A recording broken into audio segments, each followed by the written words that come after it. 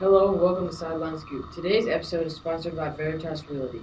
Veritas Realty focuses on retail, restaurant, medical, and entertainment real estate. I'm Ian Hansen. I'm Connor Thompson. And I'm Michael Grueninger. First off today is boys basketball. Did their big wins last weekend prove that their loss to Brownsburg was just first game jitters?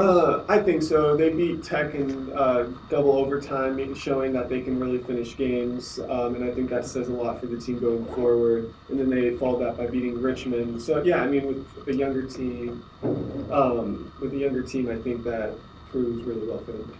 Yeah, and they were hanging in there with Brownsburg in that first game. They were only down by 8 at halftime. So I think it was probably just jitters. But the Make is a really strong basketball conference this year, and it could be very tough for them. Yeah.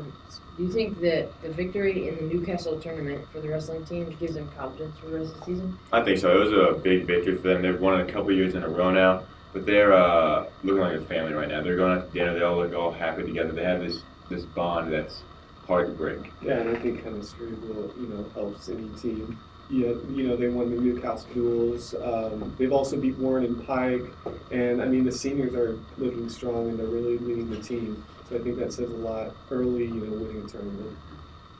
So do you guys think that girls basketball can secure a Marion County championship? Oh yeah, for sure. I mean they're 6-1 right now with their loss coming from an out-of-state team, and they're undefeated in the mix. So I mean, you know how strong girls basketball is. I think they're going to win the Marion County championship, pretty easily in my opinion. Yeah, I mean they won their first game last night against Roncalli by 18, so it wasn't really close. They've only had one really close game this year. That was against Marquette Catholic, which was another out-of-state team, and then the loss, which was also a close game, was against out-of-state teams. So they're looking strong for a state run.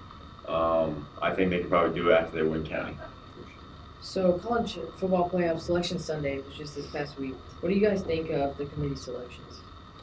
I think it's hard. It would be hard to be in the committee because you have teams that are undefeated like Notre Dame and UCF who have not had the same schedule strength but are still undefeated. So it's hard to say that going undefeated for a whole year is hard to do. So I think it'd be hard. Yeah, I mean, I don't know. I mean, Notre Dame, they went undefeated, but, when I look at head-to-head matchups, if you put Georgia against Notre Dame, I think Georgia would probably win that game. I mean, they have 2 losses, yeah, but one of them was to Alabama, so that team's pretty hard to beat.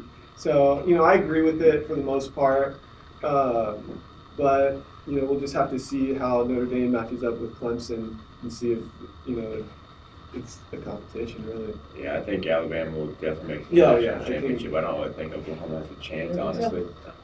I think it could be a Cinderella story.